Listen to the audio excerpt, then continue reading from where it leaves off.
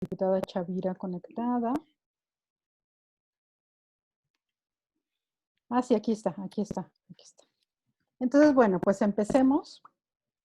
Me dicen que si me escucho.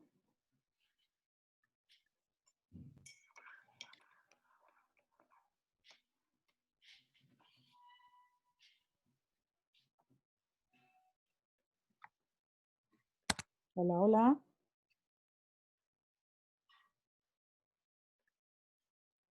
Hmm.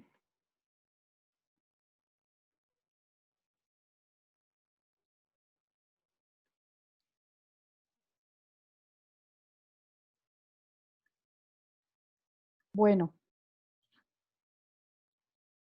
Sí te escuchas, Marta. ya te escuché, Dulce. Ahora sí ya te escuché. Perfecto. Bueno, pues buenas tardes.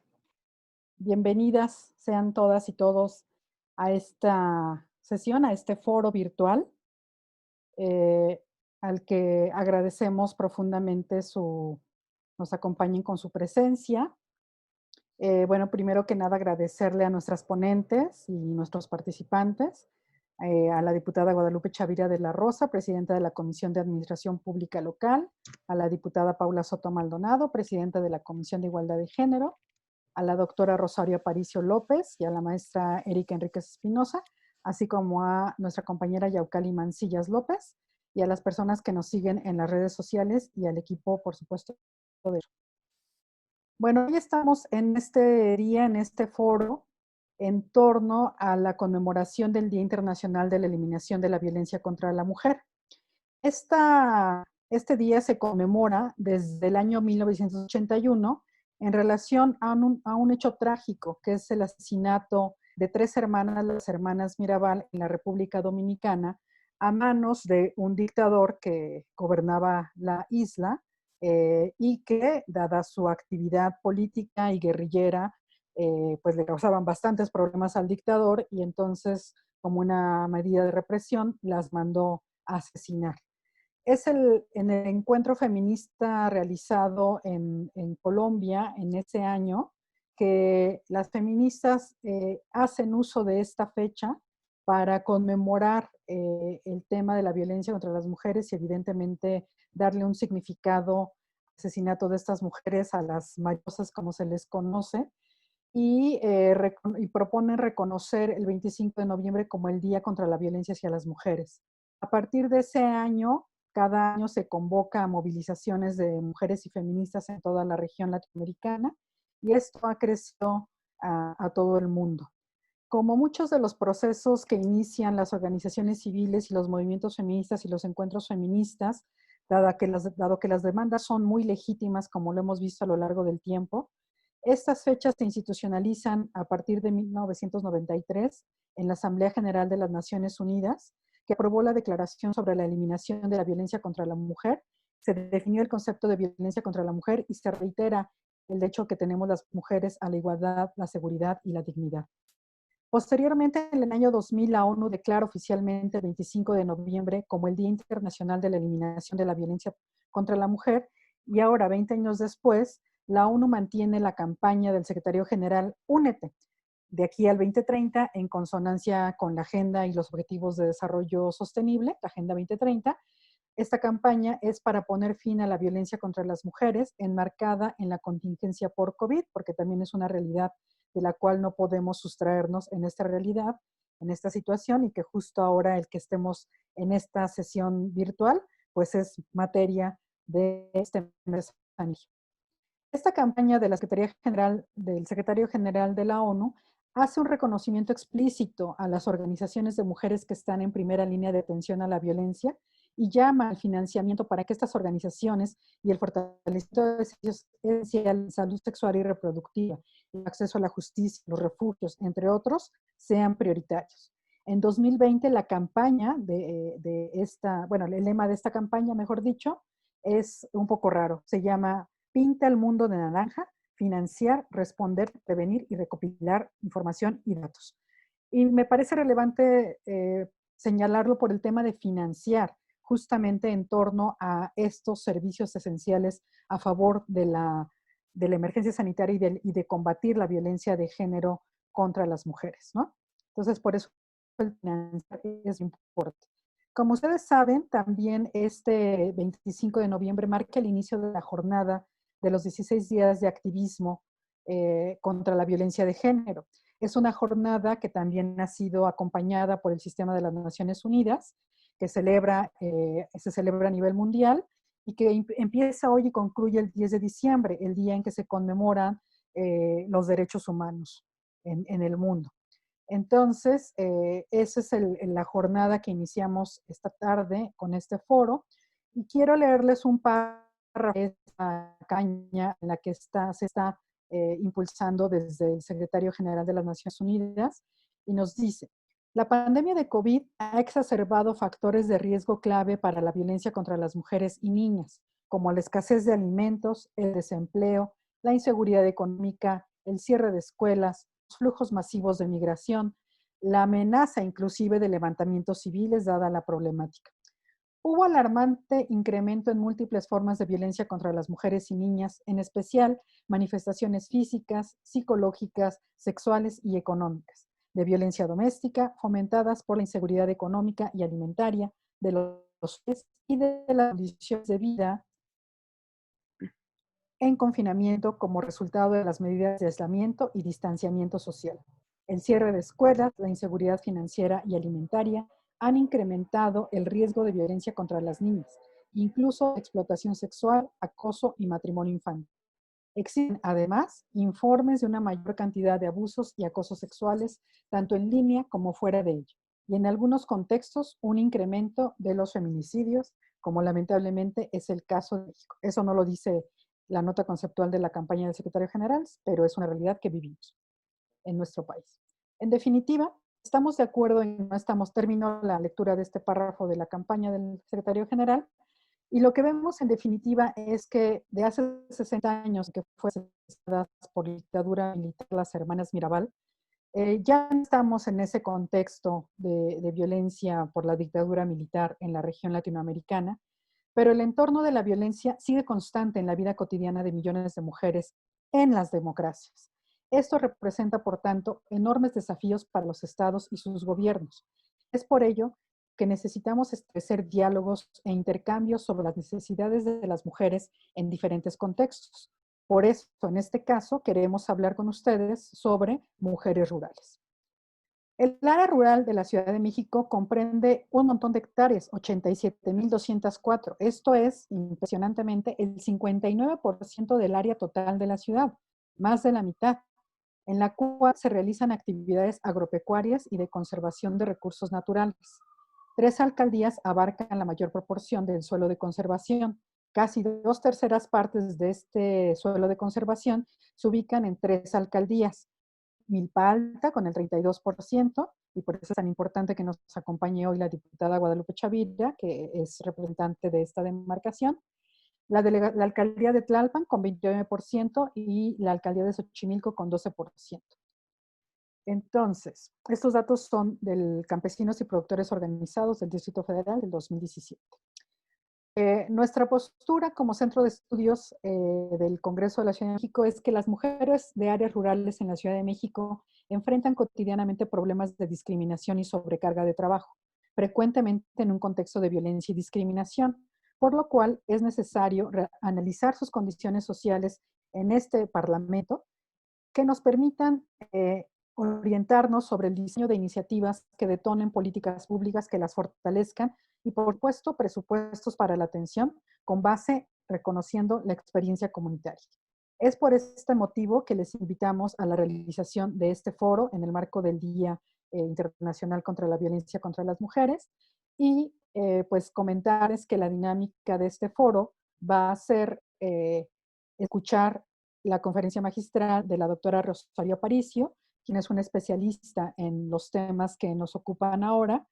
Posteriormente daré la palabra a la maestra Erika Enríquez para que nos hable desde la experiencia de las mujeres rurales del feminismo comunitario y como una tercera ponencia, violencia económica en las mujeres rurales, para que con este contexto, tanto la diputada Paula como la diputada Chavira nos puedan dar tanto su mensaje como sus reflexiones en este diálogo que realizamos. Entonces, bueno, agradecerles, diputadas Paula Soto y Guadalupe Chavira, su presencia, su acompañamiento y por supuesto también a nuestras ponentes. Entonces, bueno, ya no verifiqué si ya estábamos transmitiendo en el Face. Espero que ya se esté transmitiendo. Me dicen que sí.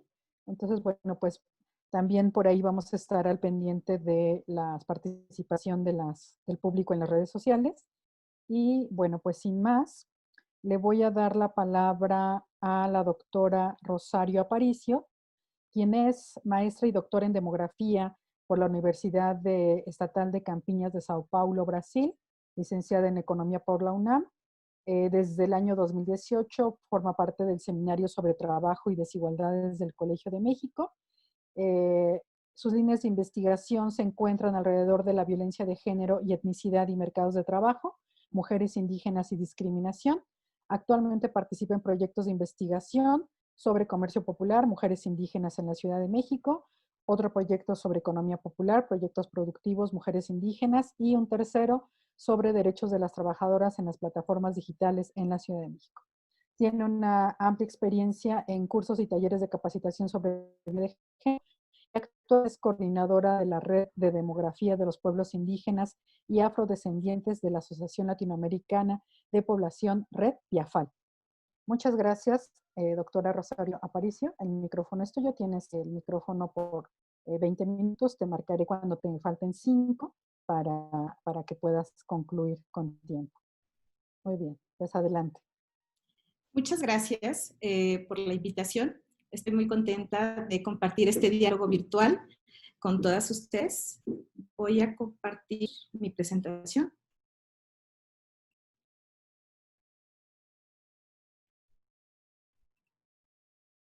Ya la están viendo, ¿verdad?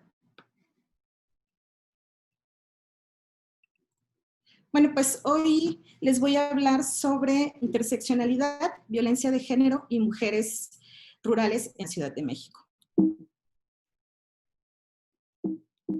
No puedo pasar la presentación. Entonces, ¿cuáles son los cuestionamientos que van a guiar mi presentación?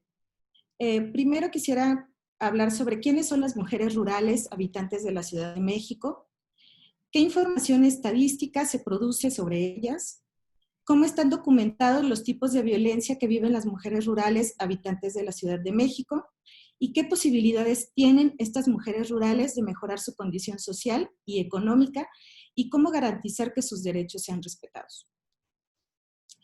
¿Cómo funcionaría la interseccionalidad para entender la realidad de las mujeres rurales en la Ciudad de México? Bueno, primero, únicamente para recordar, la interseccionalidad es una herramienta de análisis teórico-metodológica que nos permite entender cómo operan las opresiones, las desigualdades, las violencias y también el racismo que sufren las mujeres según su condición de género, su etnia o raza y su clase, entendiendo que las razas no existen y que la raza es una categoría que nos permite entender las violencias y el racismo que sufren las mujeres al ser racializadas. La interseccionalidad ha venido desarrollándose desde diferentes disciplinas, tanto por la academia como por las activistas. La acción política de la interseccionalidad es el feminismo internacional, el cual procura conciliar las demandas de género con aquellas de minorías étnico-raciales, ya que además de ser sensible al género, el feminismo interseccional es sensible también a la etnicidad y a la clase. O sea, es un feminismo totalmente incluyente. Les puse aquí una imagen que me parece que revela lo que es el feminismo interseccional. Es una imagen que presenta mujeres, bueno, pues tal vez de diferentes nacionalidades, de diferentes etnias, de diferentes religiones y de diferentes orientaciones sexuales. Eso es el feminismo interseccional. ¿Cómo en esta imagen con esta imagen podríamos entender cómo opera la interseccionalidad? La interseccionalidad visibiliza las desigualdades que enfrentan las mujeres según su identidad étnica, su clase y su condición de ruralidad.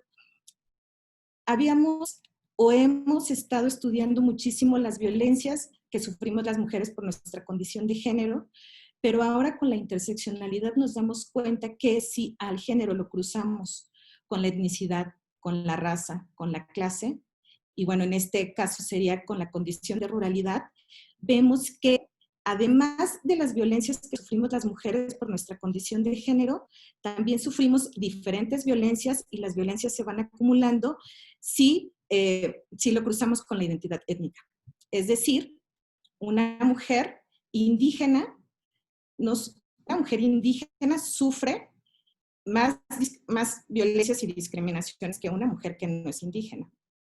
Si es una mujer indígena, claro, una mujer indígena pobre, se van a acumular más las opresiones y las violencias para esa mujer que una mujer que no es indígena, y bueno, una mujer blanca de clase media no sufre las mismas violencias y discriminaciones. Y en este caso es una mujer rural, pobre, bueno, va a sufrir diferentes violencias. Y si acumulamos otra categoría, si es una mujer indígena, rural, pobre, bueno, imagínense ustedes todas las violencias que van a vivir. ¿Cuáles son los tratados internacionales sobre los derechos de las mujeres rurales? Bueno, pues aquí enumeré algunos de los tratados. Sin embargo, la exigencia de estos tratados es que algunos no están escritos desde la interseccionalidad. Casi la mayoría de estos convenios, de estos tratados, en algún momento dice que hay que cumplir los derechos de las mujeres rurales o que las mujeres rurales también no deben sufrir deben sufrir los tipos de violencia. Sin embargo, la exigencia, al igual que con las mujeres rurales, es que deben tener perspectiva étnica, deben tener perspectiva rural, deben estar escritos desde la interseccionalidad. Ahora voy a dar unos datos sobre la población total y la población rural de México. De acuerdo con el INEGI, en México ahora en este momento hay 124.9 millones de habitantes, en donde el 48.9% son hombres y el 51% son mujeres. De esta población, hay 28.9 millones de personas rurales, en donde el 42.9% son hombres y el 50.8% son mujeres. Además, son 25.6 millones de personas que se autoadscriben como indígenas, es el 21.5% de la población. 7.3 millones de personas hablan alguna lengua indígena, es el 6.5% del total de la población. Casi 1 millón de personas, mujeres y hombres, hablan solo su lengua de origen, hablan solo la lengua indígena. Y 1.3 millones de personas se reconocen como afrodescendientes. Así, digamos que esta es la estructura o así está compuesta la población mexicana.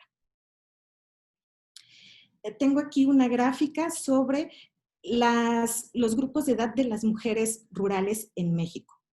Si se fijan ustedes, las mujeres rurales, que son las barras verdes, que les voy a poner, las barras verdes, las mujeres rurales menores de 15 años es el 30%, es el grupo más representativo de las mujeres rurales. Después siguen las mujeres de 15 a 29 años es el 23.3%. Después de 30 a 44 años es el 20% de las mujeres rurales, 18.7 de 45 a 64, y las mujeres mayores de 65 años, las mujeres rurales, es el 8.7. La población femenina rural en México, digamos, el grosso está, y sumamos al grupo de 15 a 29 años con el grupo de 30 a 44, es el 43.3% de la población, ¿no? Entonces, digamos que la población rural es muy joven. Entre el casi 30% de las mujeres menores de 15 años con el 43.3% da un 70%, ¿no? De la población femenina rural en México.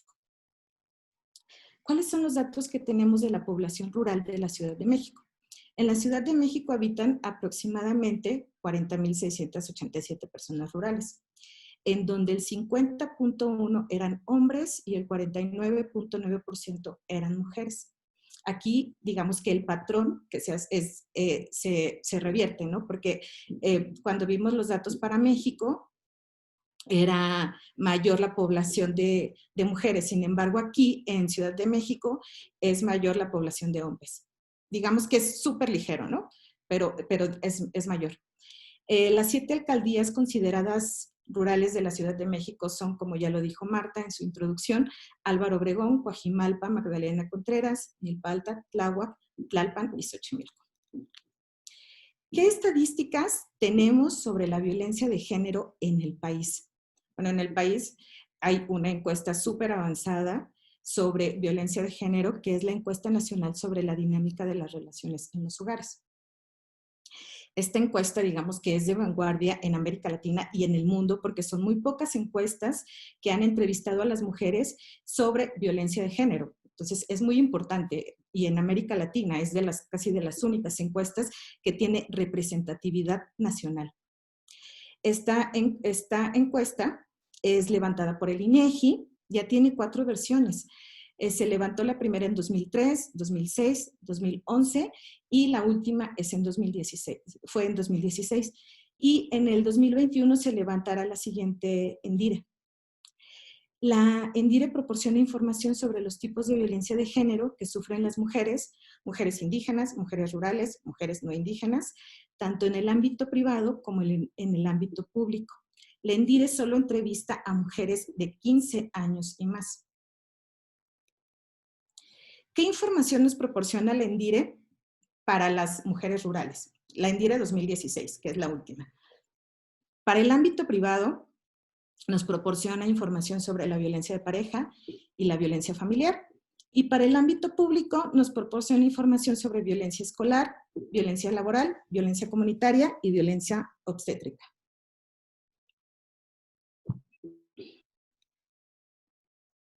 Tenemos aquí la prevalencia de la violencia de pareja para las mujeres de 15 años y más que han trabajado por entidad federativa según el periodo de referencia y el lugar de residencia, urbano, rural, diré 2016. Es la prevalencia de la violencia.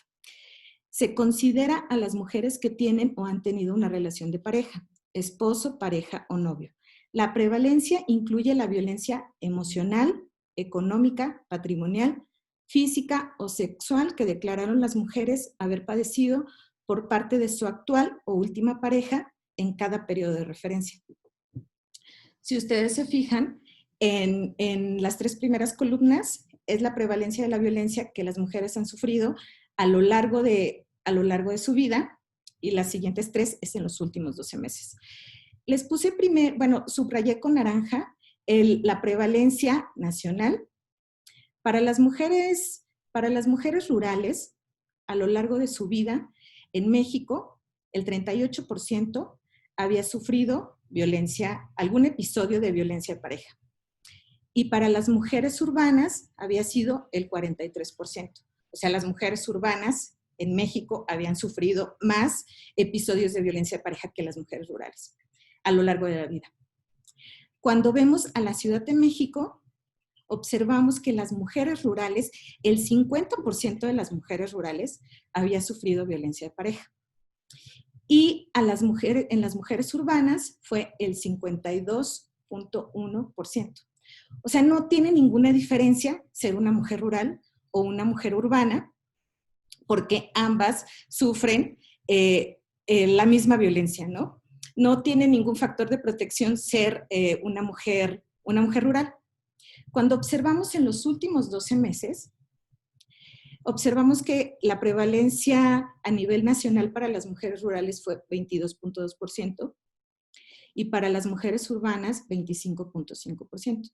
Cuando nos vamos a la Ciudad de México, observamos que el 33.3% de las mujeres rurales en la Ciudad de México habían sufrido violencia de pareja en los últimos 12 meses, mientras que las mujeres urbanas era el 27.7%.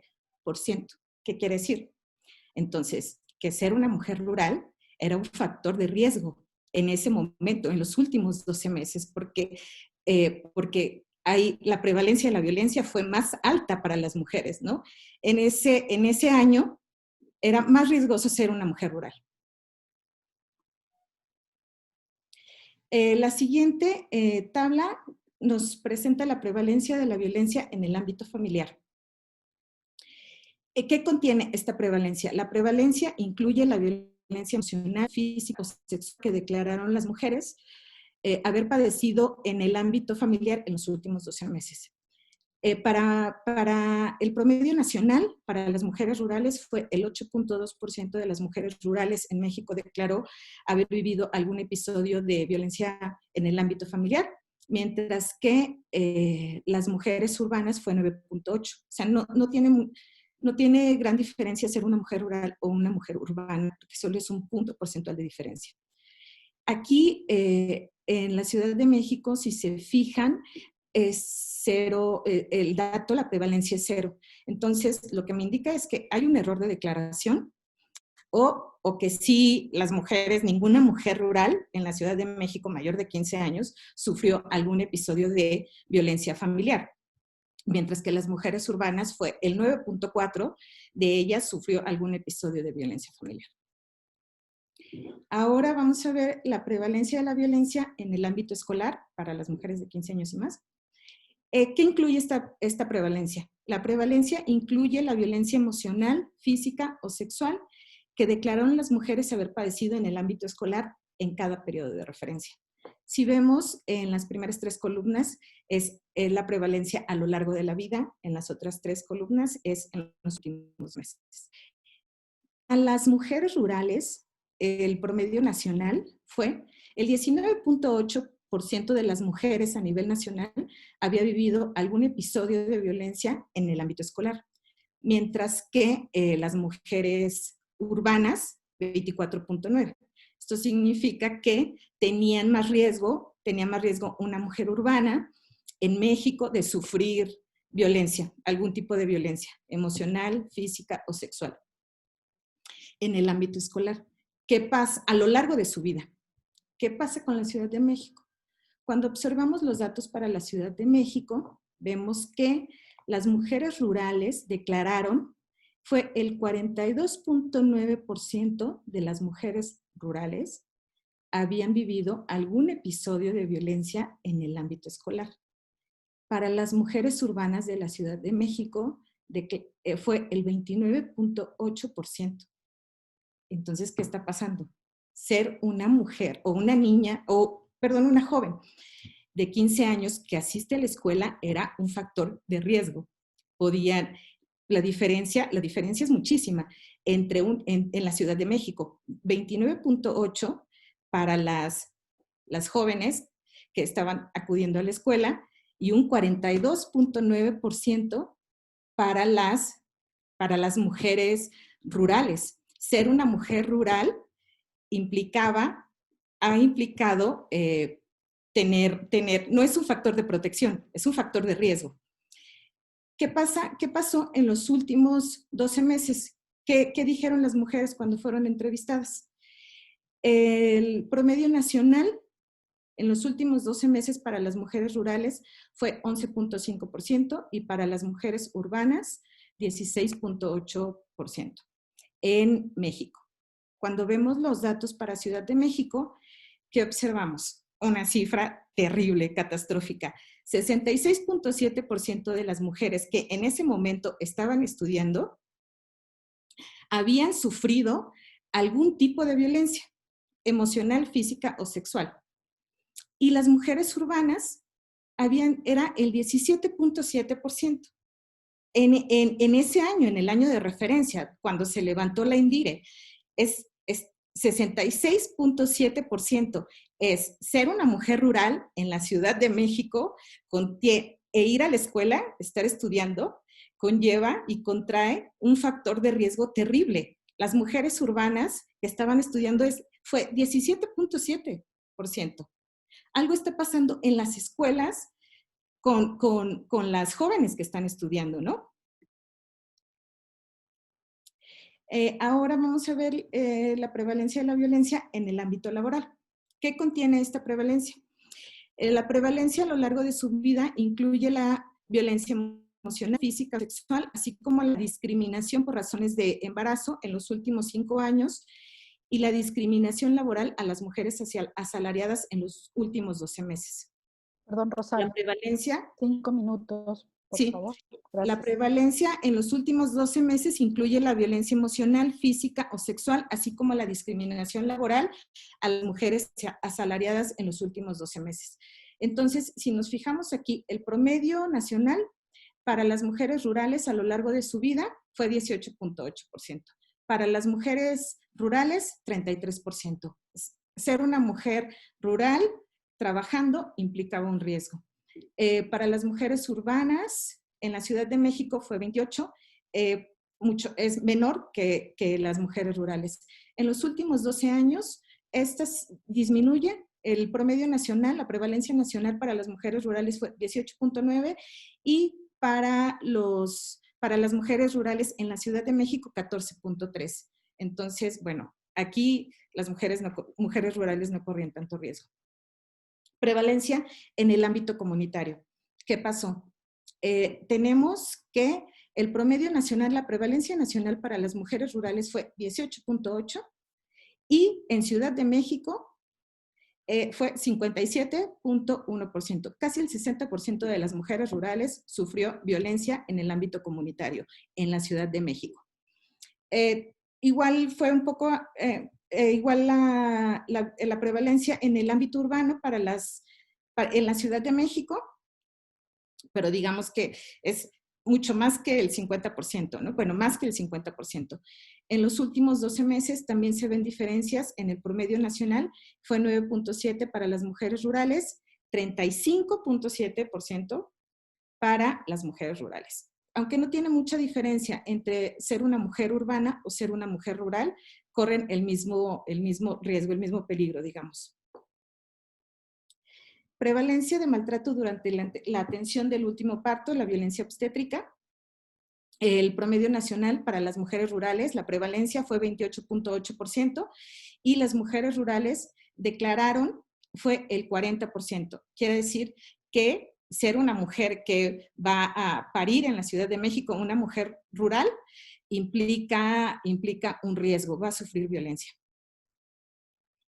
Bueno, ¿cuáles son las reflexiones finales? Primeramente, que el Estado debe crear políticas públicas interseccionales que integren la perspectiva de género, la étnica y la rural. Además, se debe transversalizar la perspectiva de género. Se debe transversalizar, además de transversalizar, ya se transversalizó la perspectiva de género, transversalizar la perspectiva étnica y la perspectiva rural. Se deben crear políticas públicas dirigidas específicamente para las mujeres rurales que dejaron de trabajar como consecuencia de la pandemia. Se deben hacer campañas de información y sensibilización sobre la violencia de género en las alcaldías consideradas como rurales, en las escuelas, por las estadísticas que vimos de la violencia que viven las mujeres que están estudiando en las escuelas, como lo vimos en la tabla. Observar a las mujeres rurales como ciudadanas laborales y crear condiciones para el reto de sus derechos laborales.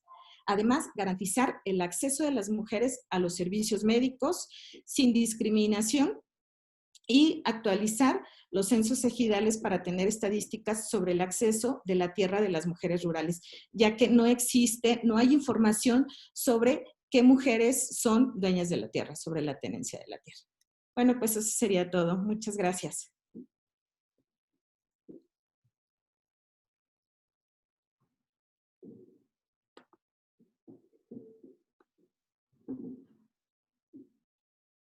Marta, tienes apagado tu micrófono. Perdón, estoy en mi soliloquio. No, muchas gracias, doctora Aparicio, por compartirnos esta mirada sobre la ENDIRE, que siempre cuando las especialistas ponen su ojo en los datos que conocemos, el enfoque especializado y puntual, pues enriquece esta mirada, ¿no? Muchas gracias. Entonces ahora le daré la palabra por 10 minutos a la maestra Erika Enríquez Espinosa, quien es especialista en trabajo social en modelos de intervención con mujeres grado que obtuvo con mención honorífica. Es licenciada en Trabajo Social por la Escuela Nacional de Trabajo Social de la UNAM. Fue diplomada internacionalmente en el diplomado Los desafíos del feminismo en América Latina en el Centro de Investigaciones Interdisciplinarias en Ciencias Sociales y Humanidades, el CEICH de la UNAM. Es profesora de posgrado en la Escuela de Trabajo Social. Ha colaborado en diversos proyectos académicos con la UAM, la Universidad Autónoma Metropolitana y el Instituto de Investigaciones Sociales de la UNAM. También ha sido servidora pública en la Secretaría de Inclusión y Bienestar Social como directora de Trabajo Social y en la Secretaría Ejecutiva del Mecanismo de Seguimiento y Evaluación del Programa de Derechos Humanos de la Ciudad de México. Y pues tiene una amplia experiencia en diversos cursos y talleres en los que destacamos para esta ocasión los temas sobre prevención de violencia de género en el ámbito comunitario. Desde el año 2014 participa en la Asamblea del Feminismo Comunitario en México y es integrante del movimiento orgánico del feminismo comunitario en Abya Yala. Tienes el micrófono, por favor, Erika. Muchas gracias.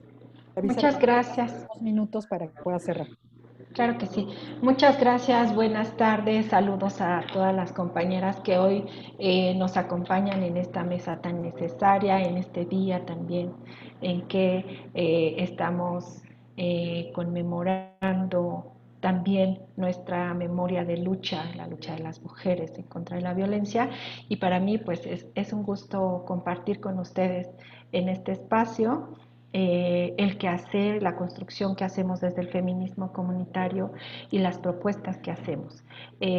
Muchas gracias a las compañeras que nos extendieron la invitación para estar aquí y también a las energías de nuestras abuelas, nuestras ancestras que hoy están con nosotras. Primero quisiera decir qué es el feminismo comunitario, de qué estamos hablando, ¿no? Nosotras, como feministas comunitarias, somos un movimiento orgánico en Abya Yala, como le nombramos desde el pueblo cuna, para reconocer todo el territorio extenso de lo que conocemos como América. Es una propuesta que surge en el proceso de cambio de Bolivia y es un feminismo que surge desde las luchas de pueblos y de las mujeres en este país hermano, que nos convoca justamente por la aportación que hace y también justamente por las relaciones de dominación y explotación que se identifican y que hoy podemos nombrar desde nuestras diferentes regiones, quienes nos definimos como mujeres de los pueblos y desde esta identidad el feminismo comunitario estamos defendiendo esta propuesta y estamos colocándola. El feminismo comunitario para nosotras es la lucha de cualquier mujer en cualquier tiempo de la historia, en cualquier parte del mundo que lucha o se revela ante un patriarcado que la oprime o la quiere oprimir. Esto para justamente nombrar que aunque las mujeres que nos están nombrando feministas, que no están hoy en las calles, que a lo mejor no están en un espacio de incidencia, están luchando y están resistiendo en un sistema que nosotros nombramos patriarcal, ¿no? Que no solamente es capitalista, que no solamente es neoliberal, sino que también es patriarcal, ¿no? Pues para nosotros el patriarcado es el sistema de todas las opresiones, de todas las explotaciones, de todas las violencias, todas las discriminaciones que vive la humanidad. Y por humanidad estamos entendiendo las mujeres, los hombres, las personas intersexuales, ¿no? En esta relación amplia de reconocimiento y, por supuesto, la naturaleza, ¿no? Dominaciones y explotaciones que históricamente se han construido sobre el cuerpo sexuado de las mujeres. Es en el cuerpo de las mujeres donde queda inscrita la violencia del sistema en todas sus formas y por eso es posible que exista la opresión, la violencia y la discriminación. Es en el cuerpo de las mujeres donde se inventó estas formas de explotación y de violencia y se aprenden y se reaprenden y se reciclan a través del tiempo. Por eso es estructural, es histórico y es sistémico.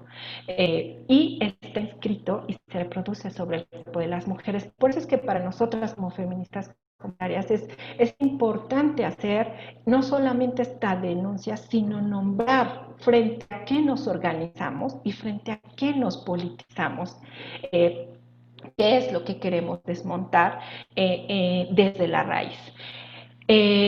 Y no solamente nombrar al machismo, ¿no? Que justamente desde esta identidad política de ser mujer indígena, mujer rural, mujer agraria, lo identificamos y no es que lo separamos, sino que el machismo como el capitalismo es un instrumento del sistema patriarcal. Entonces, como uso y como costumbre, el machismo lo denunciamos y lo identificamos así. Este es el resultado de la construcción social del género y por tanto se traduce y materializa en ejercicio de poder y violencia sobre las mujeres, ¿no? De eso hay que hacer consciente a la otra mitad de la comunidad, ¿no? De la otra mitad de la humanidad, que son nuestros hermanos hombres, que se tienen que desmontar del machismo para poder luchar también frente al patriarcado, el cual también nos oprime.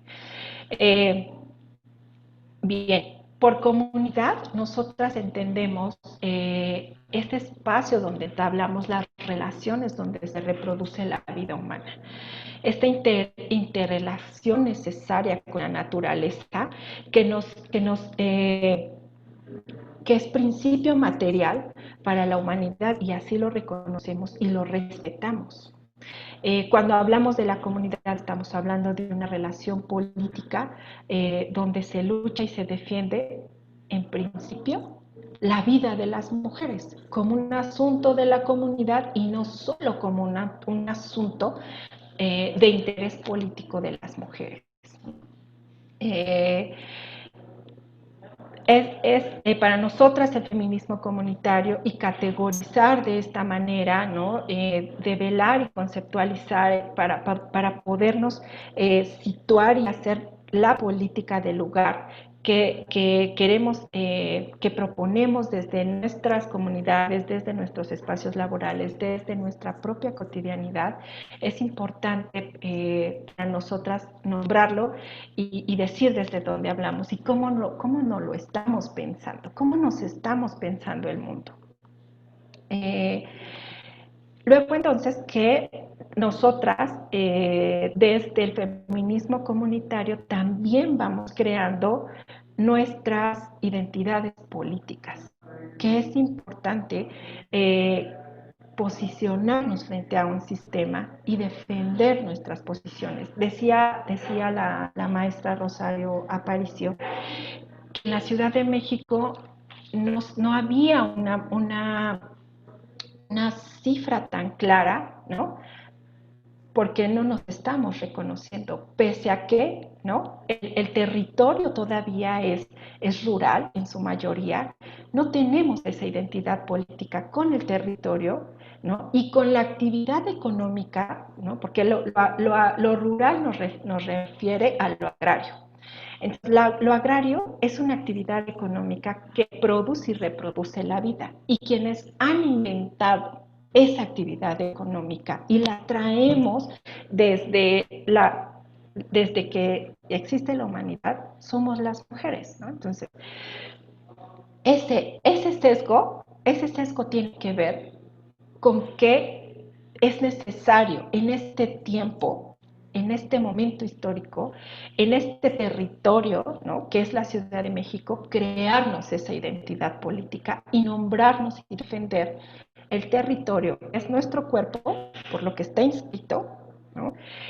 Y el territorio donde justamente nos interrelacionamos para producir y reproducir nuestras vidas. Siempre que hablamos de lo rural, justamente nos referimos a la actividad del campo, una actividad económica que es la agricultura y la ganadería. Estas dos 2 minutos, Sí, por favor. 2 minutos. Esta actividad económica reproduce y aporta a la cadena de reproducción económica, aporta en términos económicos al Producto Interno Bruto, y sin embargo las mujeres no están recibiendo, todavía sigue siendo un trabajo impago en ese sentido. Además de que las mujeres seguimos siendo excluidas en términos del ejercicio del derecho a la tenencia a la tierra, ¿no? No tenemos títulos de propiedad. En la Ciudad de México todavía existen 45 núcleos agrarios de los cuales no somos dueñas. Y recientemente un aporte que hace la hermana Irma Juan Carlos, senadora a nivel federal, es esta incidencia que ahora es una realidad y es histórico, una ley, una reforma a la ley agraria en donde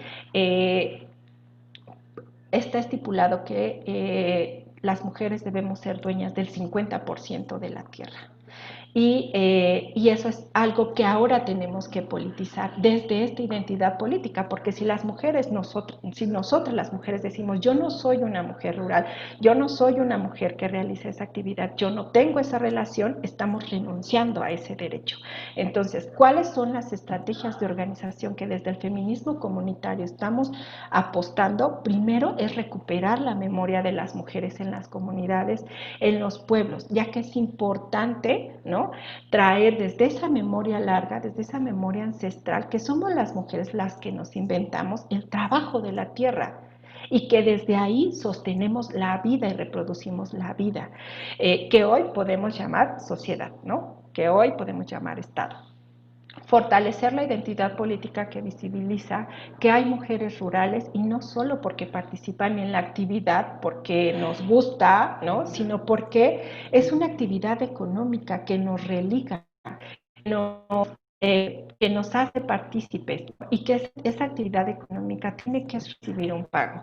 Y claro, por supuesto, desde esta politización, desde esta recuperación de la memoria larga, desde esta posición de identidad política, reclamar nuestro derecho a la titularidad de la tierra, ¿no?, que eso es importante. Ya contamos con un marco que nos permite, ¿no?, el domingo se aprobó esa ley, ahora podemos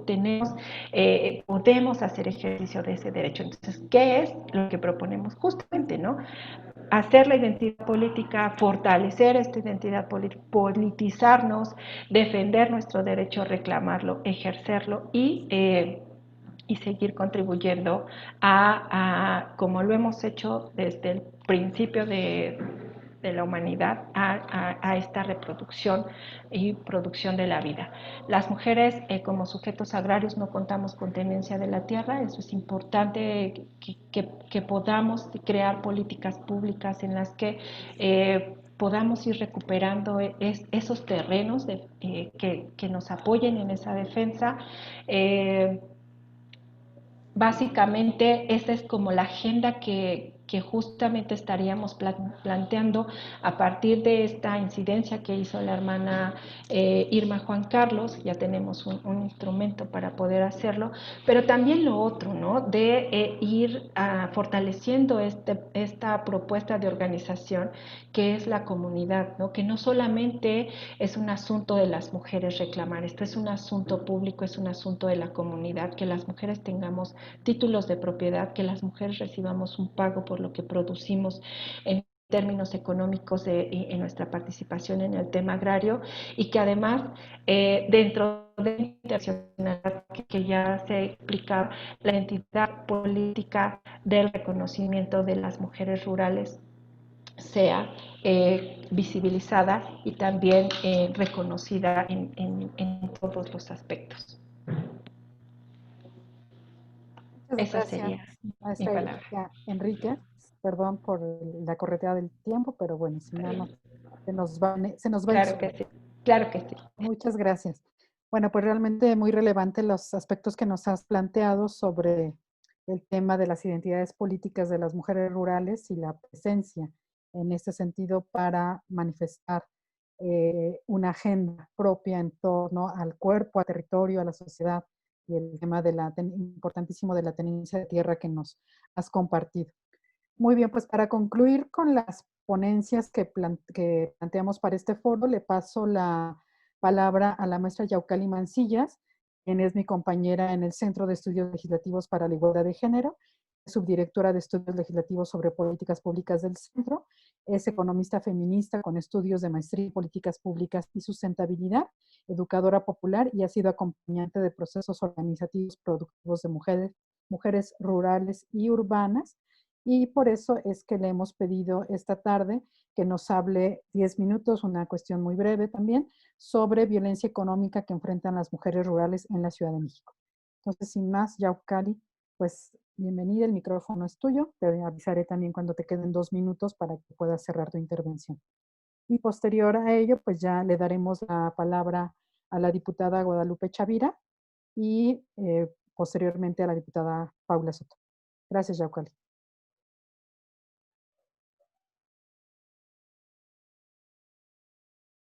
Tu micrófono. ¿Tienes cerrado el micrófono?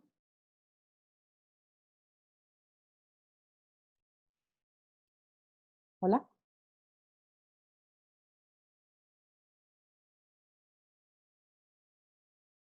¿Sigue cerrado tu micrófono? ¿No te escuchamos?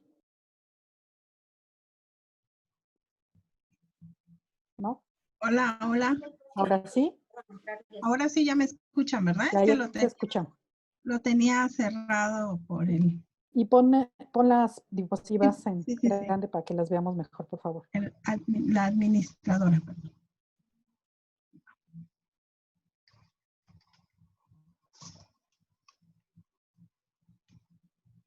Bueno, pues les agradezco. Ya moví una. ¿Cuál sería? Autonomía económica. Perdón.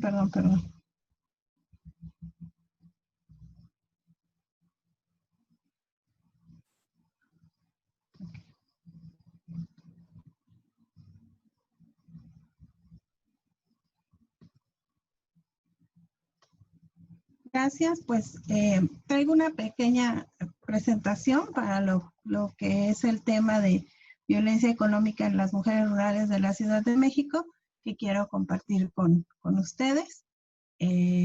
Bueno, ya Marta advirtió sobre la presentación y el objetivo que tenemos como centro de visibilizar el tema de la violencia en las mujeres rurales. Específicamente yo les voy a hablar sobre violencia económica.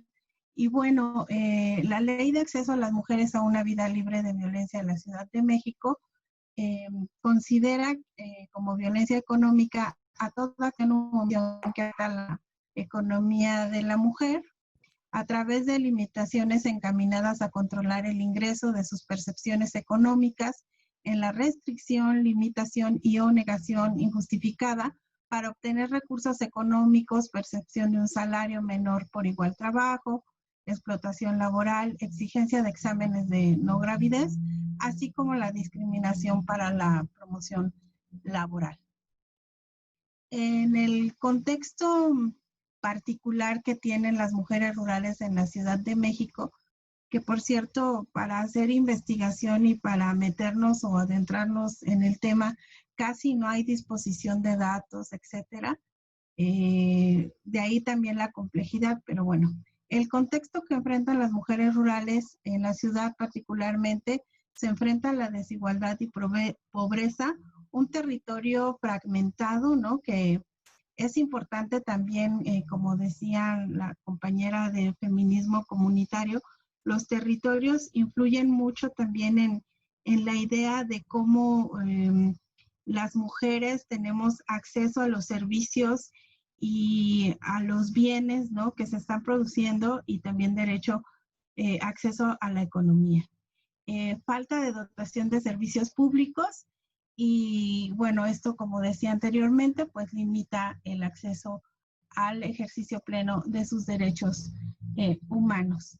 Las mujeres que viven en la Ciudad de México, en la zona rural, se identifican con dos grupos muy importantes. Una son las originarias, es decir, las que han nacido se han unido con alguna persona también que es originario de algún pueblo o barrio de la zona rural de las 7 delegaciones, de las 7 alcaldías que ya se habían mencionado anteriormente, y las mujeres migrantes indígenas, sobre todo en los últimos 6 años aproximadamente, las alcaldías de Xochimilco, Milpalta y Tlalpan cuentan con mujeres y familias indígenas completas, pues que vienen de zonas principalmente de Oaxaca y de Veracruz a establecerse en estas alcaldías. Entonces tenemos también esta característica particular de las mujeres. Las ocupaciones que tienen estas mujeres van en un principio a trabajo en casa no remunerado, a trabajo en casa remunerado, es decir, son trabajadoras del hogar. Hay comerciantes más informales y menos formales, y sobre todo para el caso de las mujeres migrantes indígenas, ellas son comerciantes más por la vía informal, pero también son de las personas que vemos en la vía pública pues pidiendo dinero, ¿verdad?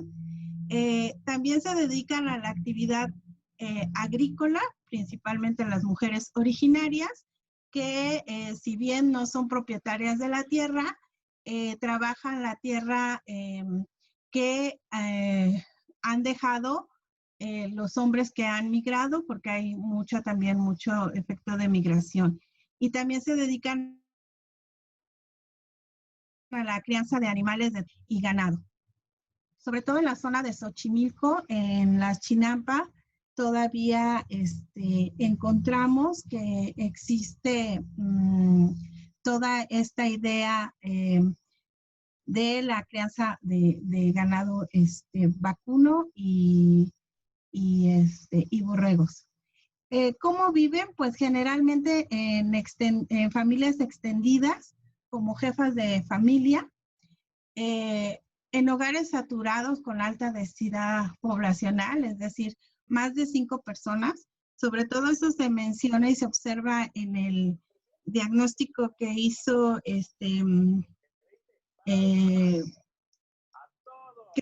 que acaba de hacer el año pasado,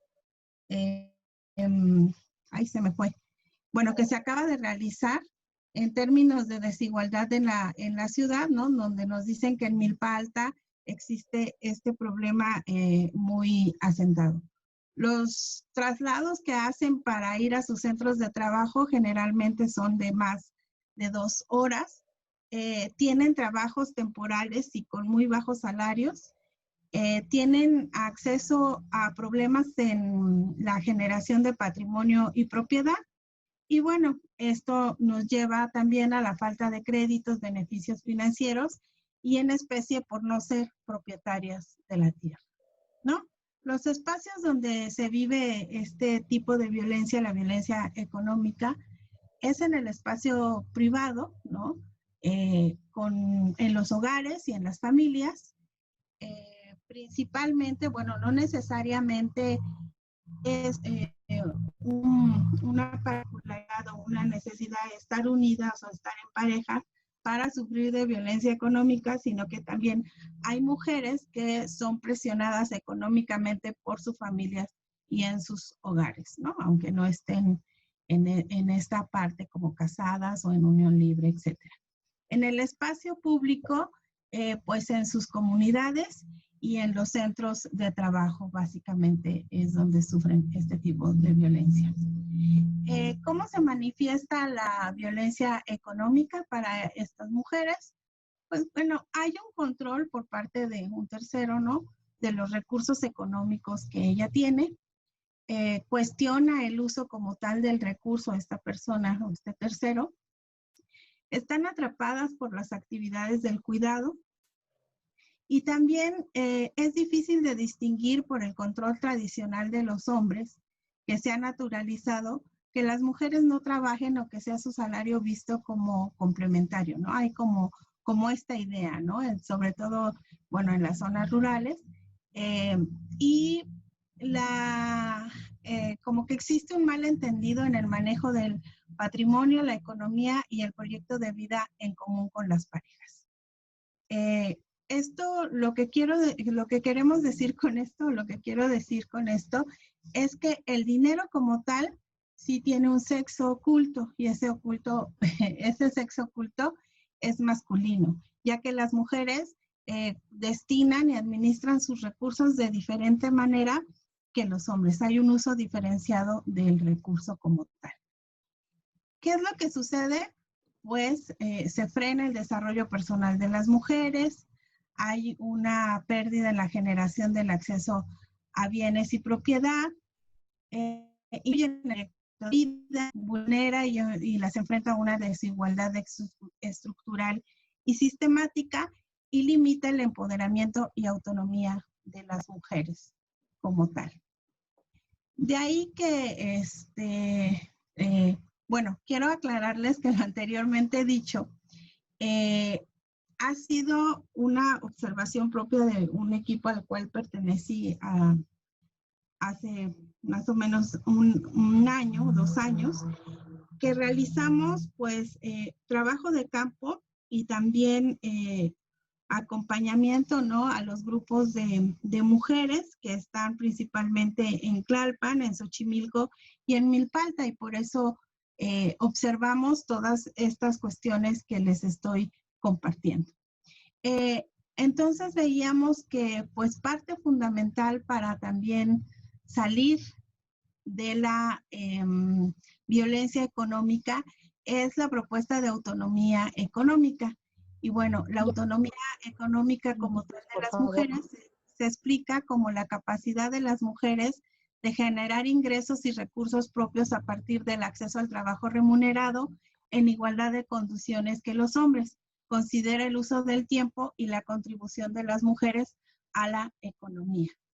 Y pues la autonomía económica de las mujeres puede garantizar los derechos económicos de las mujeres rurales, entre los cuales pues se encuentran estos, que es acceso al desarrollo y una vida sustentable, asistencia técnica, capacitación, servicios financieros, oportunidades laborales, creación de espacios para la comercialización y promoción de sus productos en el mercado, derecho al trabajo, salarios justos, seguridad social, organización, acceso a la propiedad y bienes, compartir los cuidados de forma equitativa en las familias, derecho al cuidado, ya que se reconozca el trabajo doméstico como fuente importante de desarrollo familiar, social y comunitario, reconocimiento a su aportación de la sustentabilidad alimentaria, saberes culturales que se encuentran en los procesos productivos tradicionales, que eso es muy importante en términos de la identidad de la identidad de las mujeres rurales. Pues las propuestas y las reflexiones serían, a partir de lo anteriormente expuesto, desmitificar el uso del dinero como que es neutro, ¿no? Porque mujeres y hombres, lo hemos visto y lo hemos observado, hacen un uso diferenciado de y también aclarar que precisamente ahí está también la cuestión del problema. No por tener más dinero, las mujeres lo van a administrar de una manera autónoma, sino que ahí también hay que hacer una intervención personal del manejo y la administración de los dineros con una perspectiva de género y feminista.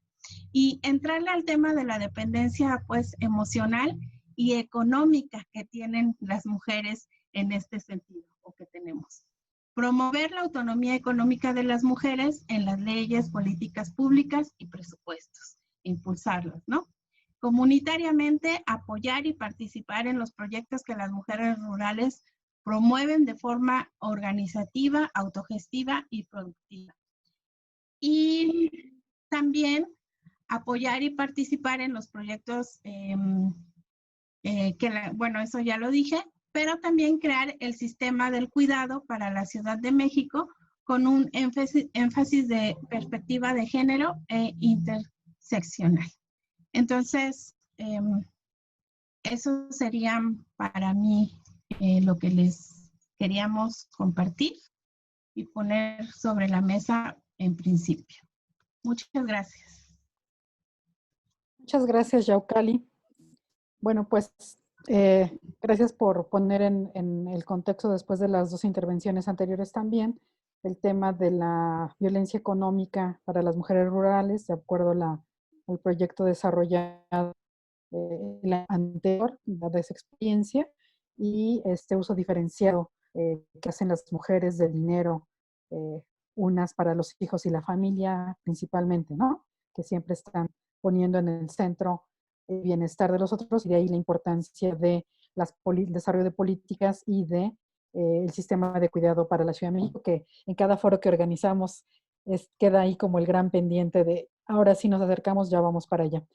Bueno, entonces, después de estas 3 intervenciones, le cedo el micrófono a la diputada María Guadalupe Chavira de la Rosa, quien también nos quiere compartir las experiencias y el trabajo que ha desarrollado en la alcaldía de Milpalta, de la cual es representante, y que justamente la intención es este intercambio de experiencias sobre el tema de la atención a las mujeres en la comunidad y la prevención de la violencia.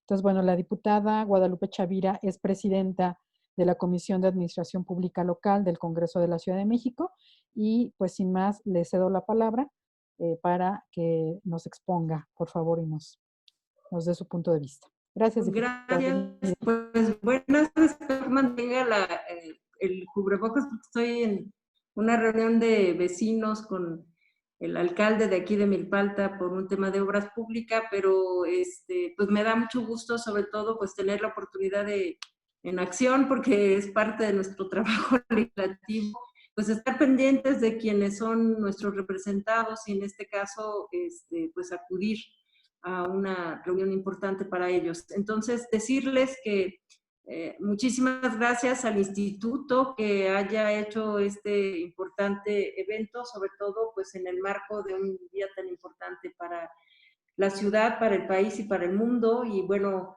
y aprecio pues muchísimo que la diputada Paula Soto, quien ha hecho como sembrando en mí esa posibilidad, es como un árbol que va creciendo cuando uno va viendo estos temas del cómo abordar el tema de las mujeres, pues con ese lente que tiene Paula, que me parece que ha sido un lente que le he ido aprendiendo y conociendo y respetando en el tiempo que hemos sido compañeras diputadas.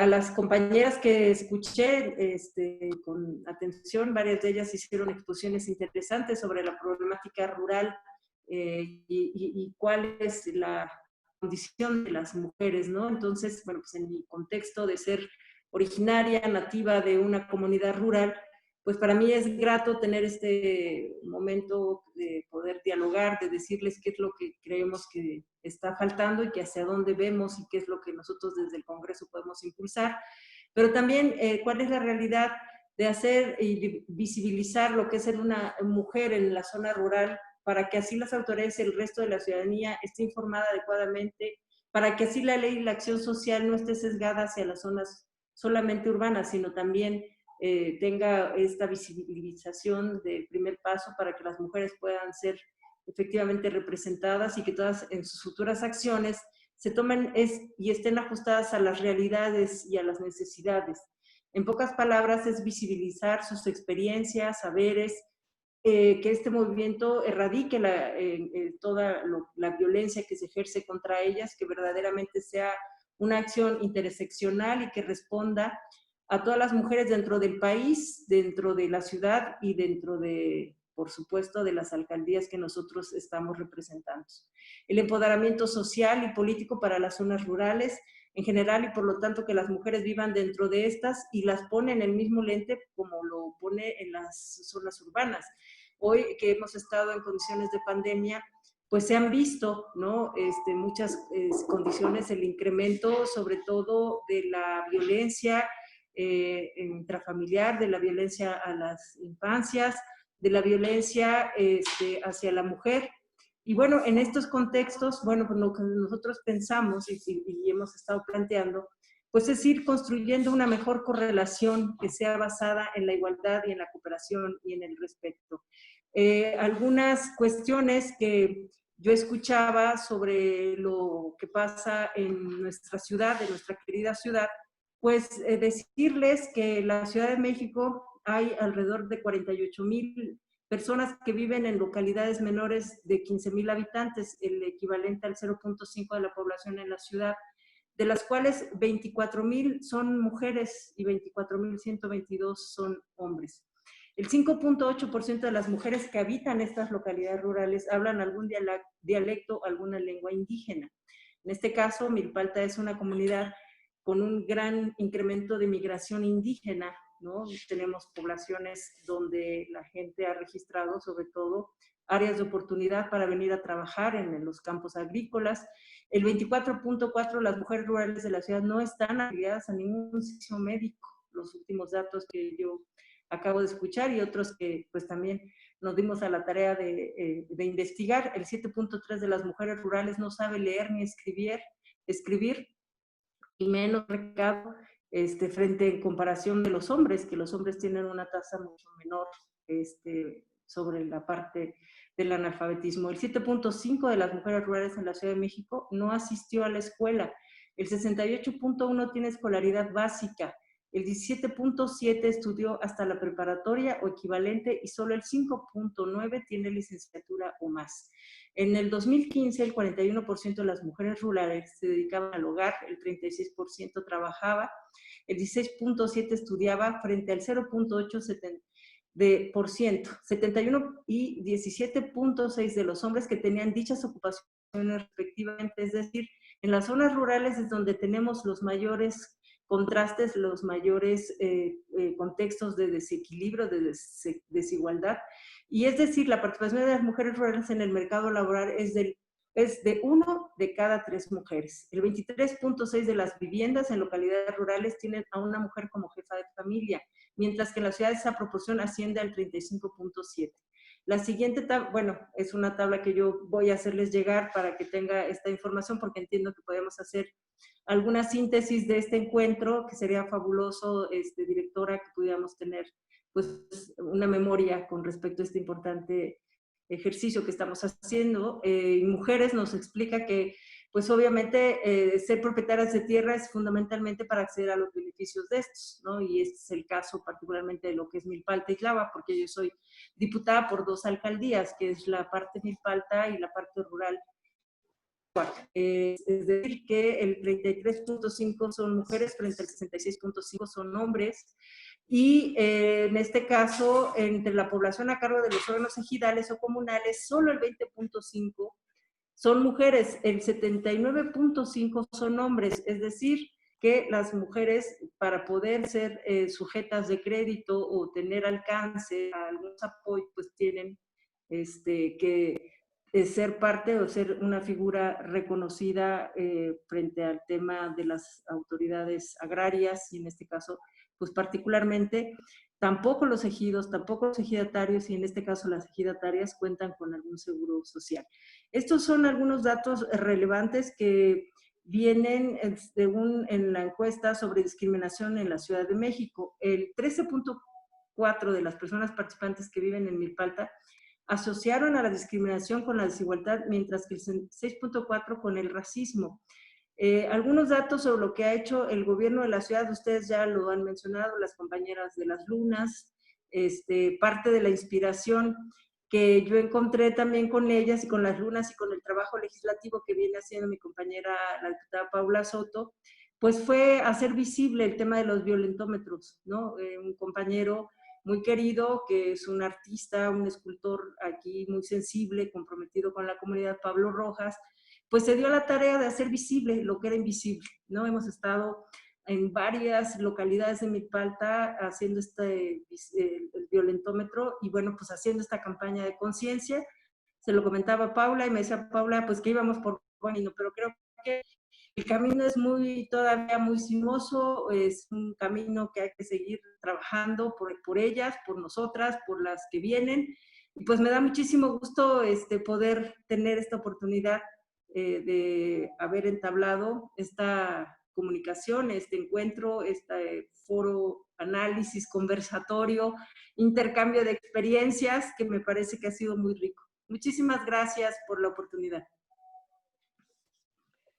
Muchas gracias, diputada. Gracias por sus palabras y por el trabajo que ha emprendido en ambas alcaldías, entiendo. y también por esta mirada de incorporar el tema del arte, ¿no? Y la expresión artística, que puede ayudar muchísimo a la sensibilización en las comunidades. Muchas gracias. Pues entonces le paso ahora el micrófono a la diputada Paula Soto para que nos comparta, por favor, su intervención. Gracias, diputada. Muchísimas gracias, Marta, gracias al centro, gracias a la diputada Guadalupe Chavira, porque hay que decirlo, honor a quien honor merece. Este foro se realiza por y a solicitud de la diputada Guadalupe Chavira, preocupada por el tema, se solicitó al centro la participación y gracias a ello aquí y en esto nos encontramos.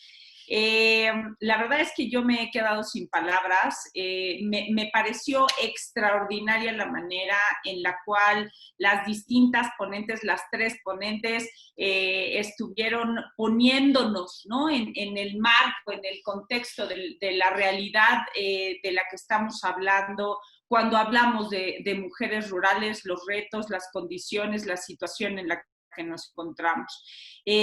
Amo de verdad terriblemente como cuando Erika nos habla de esta sujeta política, de esta identidad política y cómo vincula el cuerpo y el ser mujer con la tierra, con el dar vida, con la producción, con el sentido del compromiso, con el significado que debe tener y con este feminismo comunitario del cual tenemos mucho que aprender, honestamente lo digo. Y también aquí reconocerle a la diputada Guadalupe Chavira su siempre disposición por internarse en este mundo del feminismo, al que lamentablemente no todas las mujeres hemos podido tener acceso, y creo que todas aquí vamos a coincidir en el que ser, llamarnos, concebirnos, reconocernos, reivindicarnos como feministas es una decisión. No nacemos, nos hacemos. Y nos hacemos por decisión y por muchas otras causas, y la diputada Guadalupe Chavira ha hecho el trabajo necesario para acercarse y adentrarse a este mundo del feminismo. Las cifras me impactaron, doctora Aparicio, lo tengo que reconocer.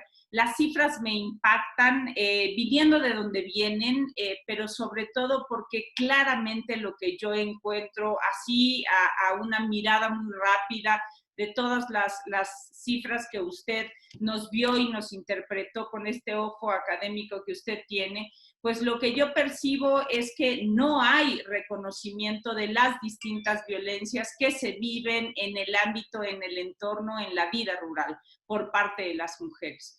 Porque muchos de los porcentajes, cuando los vemos, los porcentajes tanto de manera aislada como conjunta, lo que encontramos es que hay mayor reconocimiento o verbalización o identificación por parte de las mujeres en las zonas urbanas, las que vivimos en las zonas urbanas, de que somos víctimas de distintas violencias, ¿no?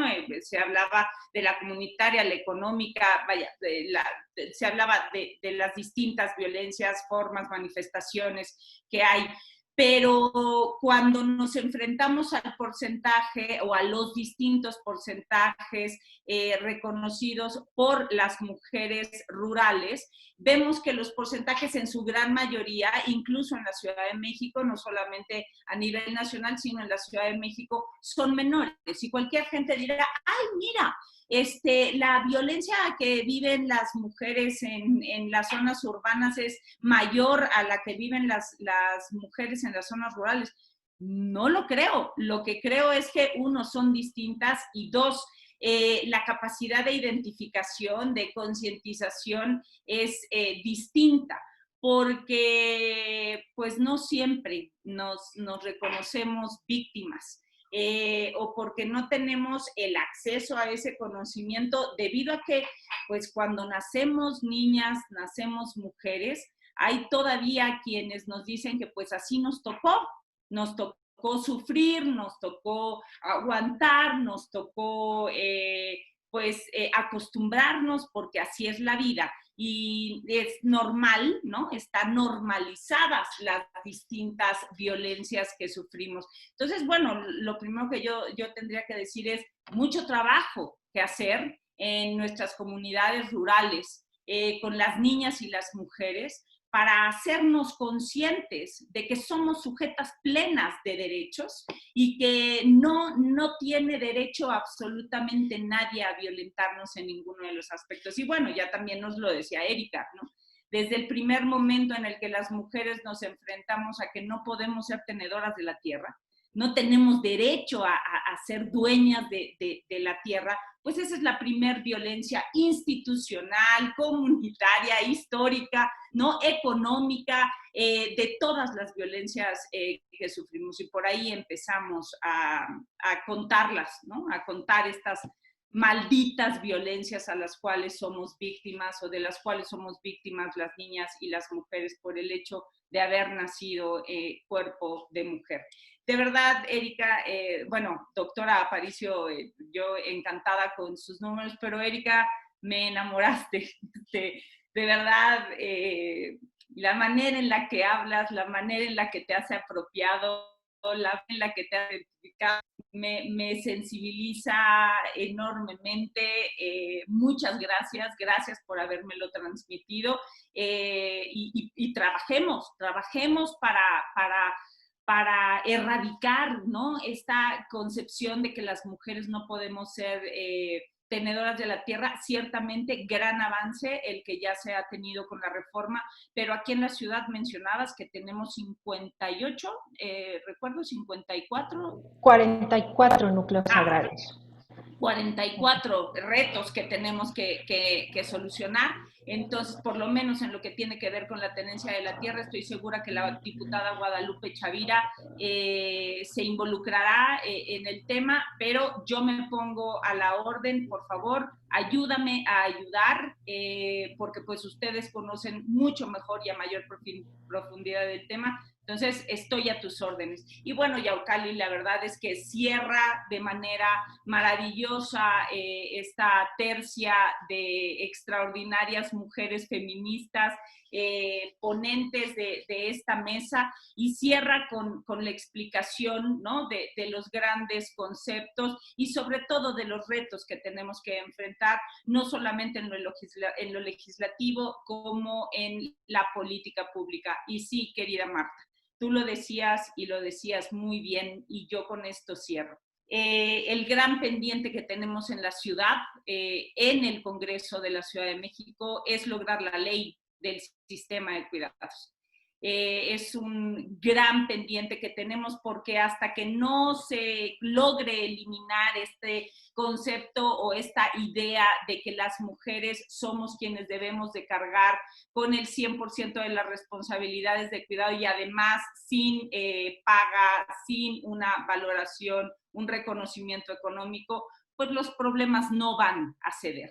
Se han presentado 2 iniciativas, el dictamen está prácticamente concluido. Yo sé que voy a contar con el apoyo de la diputada Guadalupe Chavira para poder sacar esta ley del sistema de cuidados, que no solamente es una necesidad, es una obligación en la Ciudad de México, sino que nos lo mandata la Constitución. Lamentablemente, los distintos problemas que tienen que ver con la economía de la Ciudad de México han imposibilitado el avance de este dictamen. El dictamen está prácticamente concluido. Estamos todavía hablando ya en las últimas conversaciones con el Poder Ejecutivo de la ciudad para poder sacarlo adelante, y yo espero que en los próximos meses podamos lograrlo. Agradecerles a todas, al centro, Marta, de verdad, bueno, siempre te lo digo, más funcionarios como tú, mayor compromiso feminista como tú en espacios de toma de decisión. Sin lugar a dudas, una de las mejores decisiones que ha tomado el Congreso de la Ciudad de México, tenerte al frente del centro.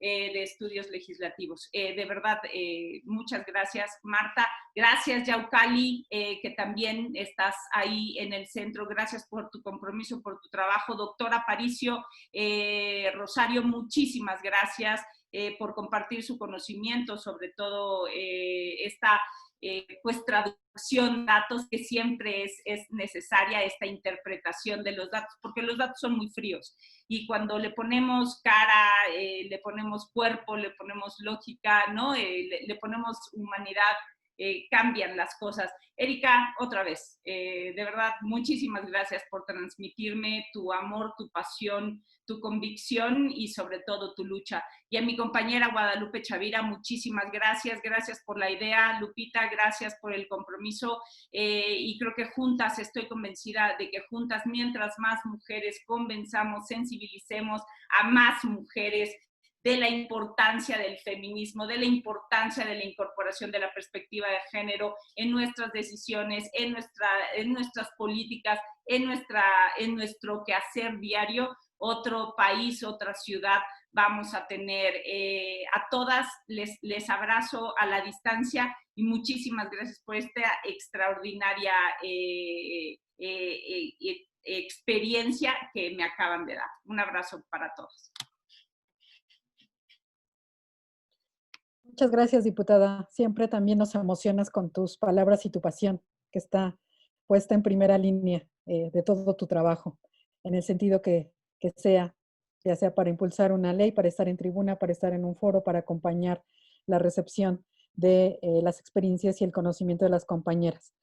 Muchas gracias por hacer mención de que este foro ha sido a iniciativa de la diputada Guadalupe Chavira, es cierto, así fue, y agradecerle a ella su disponibilidad para desarrollar esta temática y también a las compañeras por acompañarnos a esta sesión. Y antes de que tenga que salir corriendo como cenicienta la diputada Paula Soto, quiero comentarles que nos están viendo algunas personas en el Facebook, en las redes sociales y en el Twitter, y por ahí nos llegaron un par de preguntas y, bueno, varias felicitaciones. Una de las preguntas es, ¿cómo se determina la condición rural en las ciudades?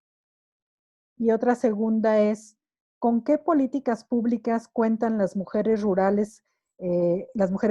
¿Existen programas dirigidos a ellas? Entonces son dos preguntas muy concretas que nos hace Leticia Unca, no especifica para quién, pero pues quien quiera tomar la palabra para responderlas son ¿cómo se determina la condición rural en las ciudades y con qué políticas públicas cuentan las mujeres? ¿Existen programas dirigidos a ellas? ¿Alguna quiere responder? Bueno, yo muy breve porque creo que las especialistas, las conocedoras, digamos, entiendo que cómo se determina la ciudad está obviamente a través del Plan General de Desarrollo, se determina la condición del suelo, como está en este caso hoy, la categorización del suelo en la ciudad es una parte importante de avance porque antes era solo suelo de conservación y suelo urbano, hoy se ha considerado el suelo rural ya desde la Constitución y bueno, la condición de mujer rural, pero también la condición de mujer indígena. En el caso de las alcaldías, porque tienen el mayor número de hectáreas con suelo de conservación y por su composición y su forma de hábitat, ¿no? Esa es parte de las condiciones que pueden determinarse para ser una zona rural. En el tema de política pública he hecho una puntualización muy importante. Entiendo que la Secretaría de Mujeres, de la Ciudad de la Mujer, y a través de Corena, hay programas que son transversales, pero no hay un programa en específico que tenga enfocado al tema de mujer campesina o mujer indígena o mujer rural. Creo que es parte de lo que tendremos que construir, ¿no? Digo, yo que he visto la aplicación de varios programas, entiendo que sí hay un componente, pero no hay un programa en específico que se refiera a este importante tema. Creo que sí es un tema de construcción, o igual, estos son los datos que yo tengo, pero si las compañeras que son funcionarias o que han estudiado más a fondo, a lo mejor me podían dar más luz.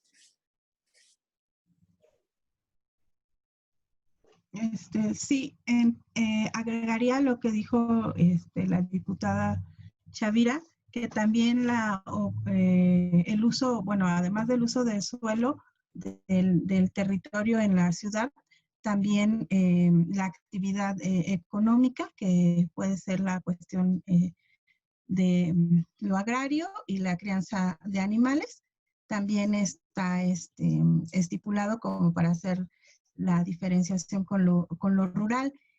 La Ciudad de México tiene más o menos alrededor del 50% del suelo, el uso del suelo en la ruralidad, en la conservación, y es bien importante porque pasa desapercibido, pero también otra cosa que me faltó comentarles es que las mujeres son las cuidadoras de los recursos naturales o de los bienes naturales.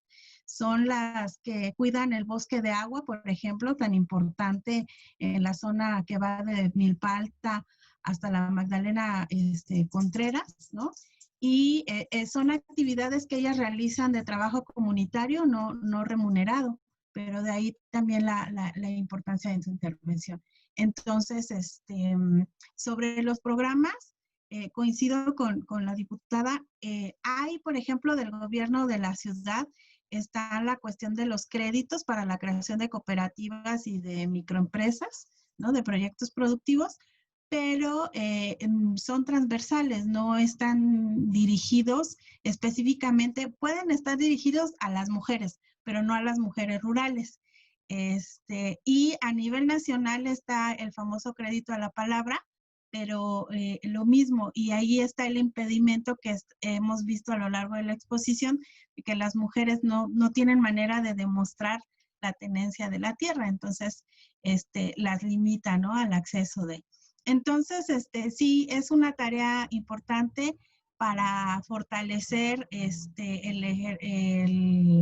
la cuestión del trabajo legislativo, y es una deuda pendiente con las mujeres rurales en la Ciudad de México, ¿no? Uh-huh. Muchas gracias por sus respuestas. Por acá también nos preguntan en el chat del Face si de casualidad se podrá contar con la grabación. Sí, se quedará listo, disponible el video en el propio Facebook o en el Twitter, y también pues lo subiremos al micrositio del centro, ¿no? Para su accesibilidad. Yo quería mencionar justamente sobre la importancia de los datos, lo que mencionaba la doctora Aparicio en relación a la violencia comunitaria en las escuelas para la población más joven, que es básicamente en las poblaciones, en las comunidades rurales. Y esto que ella mencionó, pero que me parece muy relevante para un tema de atención legislativa justamente, que es, en general, nosotras solemos decir que las escuelas son protectoras y son facilitadoras para atender la violencia contra las mujeres o prevenir, por ejemplo, el embarazo adolescente, que es en las escuelas en donde se da un espacio protector para atender esas problemáticas.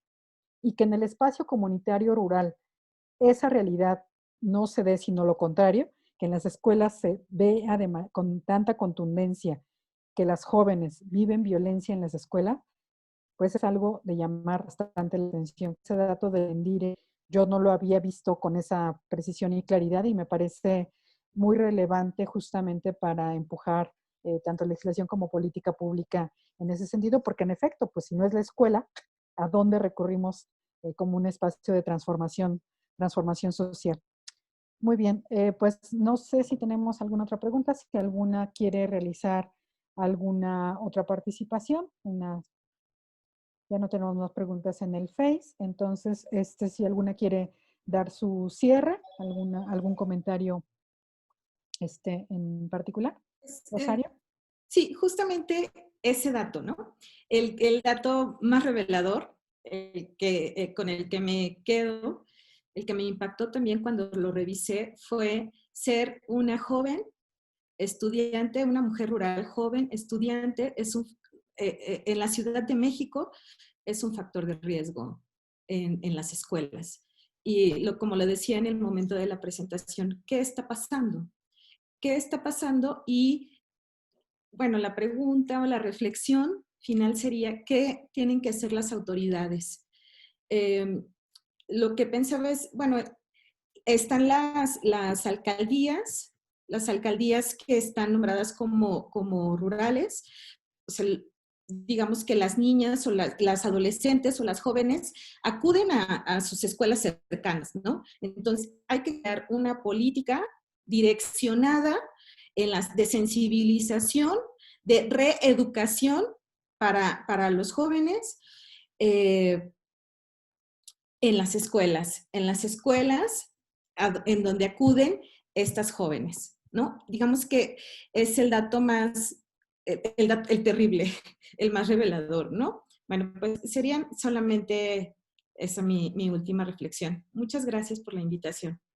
Al contrario, gracias a ustedes por acompañarnos y por supuesto que con la breve intervención de Erika en este foro, a mí se me prendieron los focos para, seguramente la diputada Paula Soto también quisiera pensar en que hagamos una mesa, una reflexión, un foro sobre el tema que planteó Erika, la identidad política de las mujeres rurales, porque este siempre es un tema, es uno de los temas, una de las deudas respecto al tema de sistemas de participación política, de sistemas de partidos políticos, y que siempre parece que hay un divorcio entre el lenguaje democrático de la participación política de las mujeres indígenas y rurales, en este caso, y que hay que encontrar como puentes y diálogos para establecer esa vinculación en la participación política de las mujeres indígenas. Entonces yo sé que es un tema que te apasiona, Paula Soto, entonces creo que ojalá podamos, no sé si en estos días que nos restan del año, pero pensémoslo, programemos un foro para hablar de ese tema, pues ya vienen las elecciones, ¿no? Ya empiezan las campañas. Se puede dentro de los 16 días de activismo, ¿no? Ah, Mi bueno. querida Marta, bueno. podríamos concluir con esta, ¿no? Nos da tiempo para prepararlo y creo que puede ser del interés de todas, ¿no? Ciertamente, pues tiene que ver con el ejercicio de nuestros derechos, ¿no? Así es. Bueno, pues la invitación está, pensémoslo, armémosla. Erika, nos dejaste ahí luces prendidas, intermitentes para otros temas. Muchas gracias, diputada Guadalupe Chavira.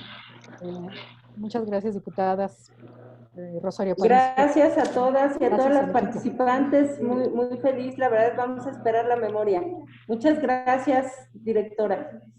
Muchas gracias, diputada Erika. Bueno, pues hay varias participantes interesantes. Pues un gusto saludarlas en este día tan importante. Muchas gracias. Gracias a todos. Muchas gracias. Igualmente, despedirme. Me da mucho gusto, se alegra mi corazón de ser útil, de poder hacer este aporte, de que seamos una propuesta con mucho gusto para servirle a las mujeres de nuestros pueblos también. Muy bien. Muchas gracias. Buenas noches. Hasta luego. Gracias. Gracias, hasta luego. Me voy corriendo. Gracias.